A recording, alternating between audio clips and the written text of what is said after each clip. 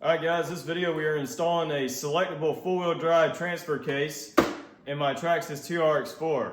Not only are we installing this transfer case, we are also going to be installing a Castle Mamba X system, crawler edition. So here's the underneath of it, and something you can do temporarily if you don't want to spend much money is you can modify the front drive shaft. There is a YouTuber, I put a link to his video up here, but he basically explained in detail how you make a four-wheel drive, two-wheel drive selectable drive shaft. There you can see it engaged, and when you disengage it, that's in two-wheel drive. So even though it is a massive improvement over stock, it can be kind of a pain to reach under here just right and put it in full drive and then go on without, lifting it up sometimes. I like to get it stuck in two-wheel drive, try to go through as much as I can, then engage four-wheel drive. It's just the way I am. It's just the way this RC car is gonna be. So let's get to installing the transfer case.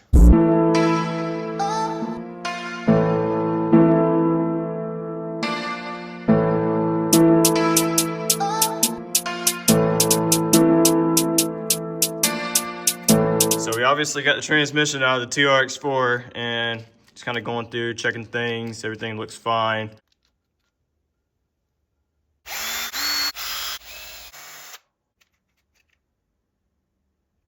All right, so here's the transmission all torn apart. As you can see, everything is perfectly fine as it should be. No broken parts, just really messy. By the way, here's a comparison to a lawnmower transaxle and a four-wheeler transmission. And also under that crazy amount of high torque from the box fan wheels and the brake rotors and all that stuff, jamming it in gear while it's moving, the shifting dogs still look pretty good. So there we go, transmission all freshly cleaned.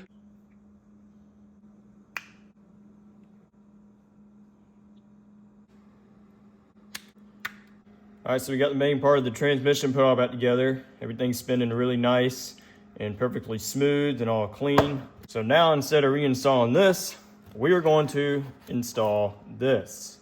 Main gear, drive shaft, bolts, 3D printed cable mount, and a 3D printed servo mount. So I'm gonna watch the install video, make sure I'm doing this right, and then I'll put you back on and do it.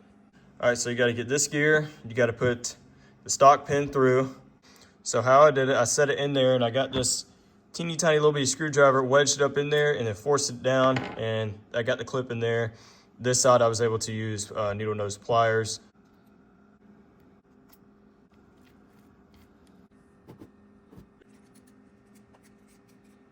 All right, so we got the transmission all greased up. All right, so this should be two-wheel drive. Yep, that's working. Four-wheel drive. Yep, it's working great. So now since we got the transmission put all back together, we obviously have to put it back in the truck. And it'll basically kind of be like a four-wheeler, like my Arctic Cat 400, for example, or like this Kawasaki Prairie 650. It's full-time positive traction when it's in two-wheel drive, and then you engage four-wheel drive, and then you got a separate locker on the front, so that way it's actually four-wheel drive and not just a three-wheel drive vehicle, which I don't know why a lot of manufacturers just have open diffs on some four-wheel drive stuff. But anyway, we're not gonna get off on that rant right now. I have mine swapped around so that way it's rear diff lock, dead front. So what I'm thinking about instead is using the rear diff lock servo, taking this cable out and just running it right to this. I am a little upset that I'm getting rid of my rear diff and just having it full-time locked, but really I don't want to buy a whole new radio system just so I can have a locking rear diff. And most of the time when I'm in two-wheel drive, the rear diff is locked anyway, so that way I can drift. I do have it open sometimes just to purposely get stuck and then lock the rear. It'll basically be the same setup as like a four-wheeler. Two-wheel drive, four-wheel drive lock, and then have high and low. And what's really nice about this transmission is it has a center-mounted drive shaft for the rear and an offset for the front, just like a real transfer case. All right, so now let's tear apart the rear axle.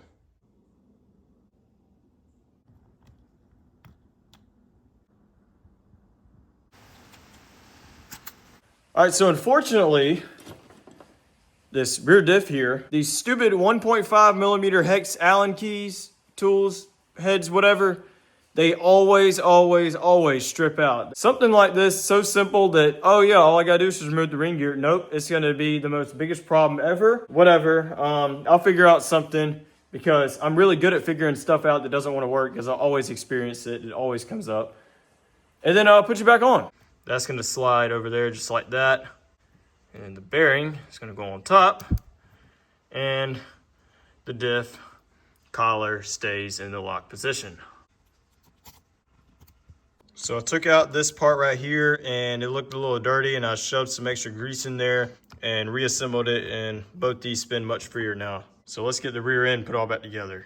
This should work pretty well. If it ends up blowing or whatever, then I'll end up buying a new ring gear and putting this spool in right here. But for right now, it's good. I'm not gonna buy a new ring gear just for something so stupid because some screws won't come out, but whatever. Let's get it back reinstalled. So there we go, rear axle is reinstalled. Spinning much freer, just like how it was brand new. The front, however, even though I don't really need to go through the front, it sounds really gritty. I'm just gonna rip this apart, clean it out, grease it up.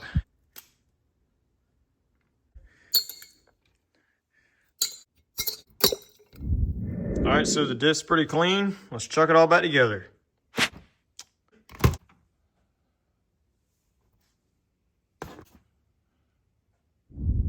All right, guys, sorry for the not filming thing, but it was very difficult trying to get this cable and everything installed, let alone trying to film in front of a camera. So now I'm gonna get this bolted back up.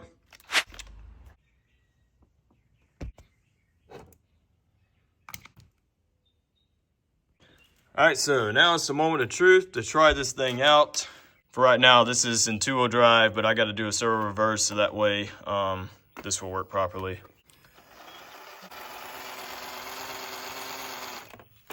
Now let's see if it'll work.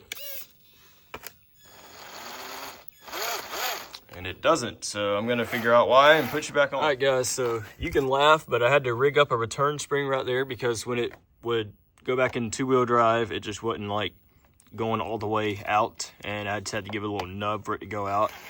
But anyway, here's another little test drive. That's full drive.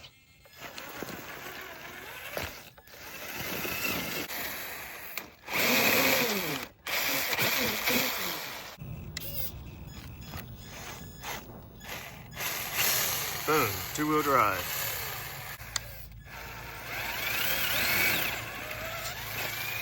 And we got some mud here, so why not try to go through it?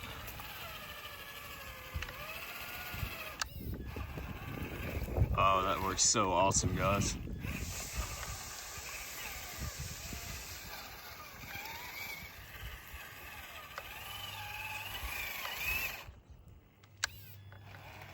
Oh yeah, that works so awesome.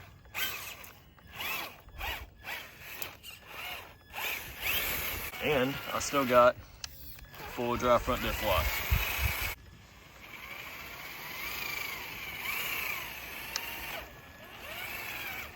All right, so I got the battery box and all that stuff back in, so now let's take it for a proper drive.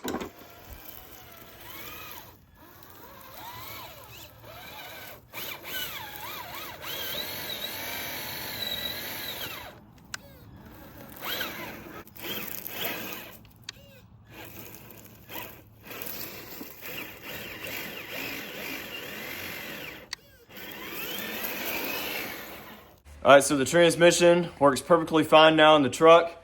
So now we're gonna motor swap the truck, literally.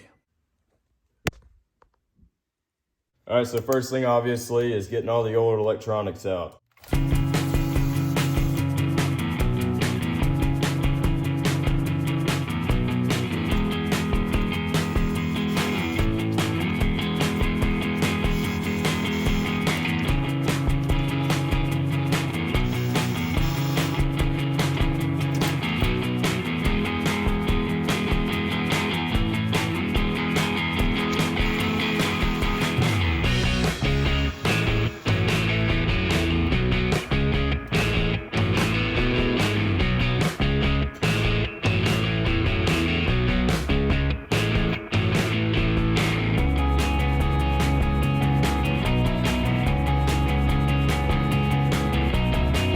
All right, so not the prettiest thing, but the joints all around look fine. I know this has a little too much solder on it, but considering I don't have helping hands and a little 30-watt soldering iron that takes forever to warm up, I think I did pretty well.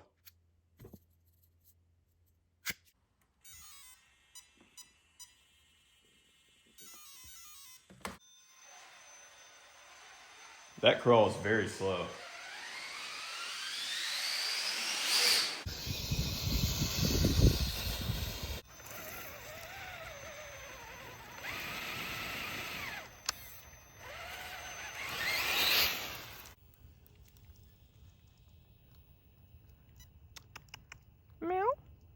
Alright guys, so I just got out of the hobby shop and unfortunately they couldn't really program it, so I had to buy like a programmer you can plug into the computer, which isn't that big a deal. It was about $20. If you're wondering why my voice sounds like this, it's because I got a sore throat, which is really stupid. But anyway, I'm not gonna let it stop me. Let's get this Castle system programmed. Alright, so I got it all plugged in now. By the way, I've never done this before. This is my first time ever doing this. I'm gonna check that if the Traxxas ones can go up to 6 volts or not. Alright, so I got it all set up, and now it goes forward. I turned the throttle curve down a little bit just so it'll be better for crawling. But yeah, it's all calibrated. I'm gonna go try it, maybe make a few more adjustments, and call it good.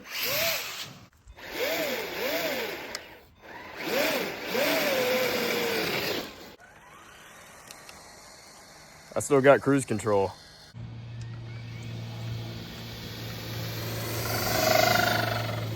Get all this stuff tidied up.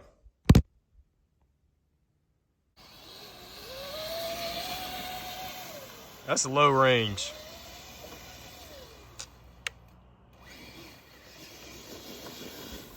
All right, that's four-wheel drive.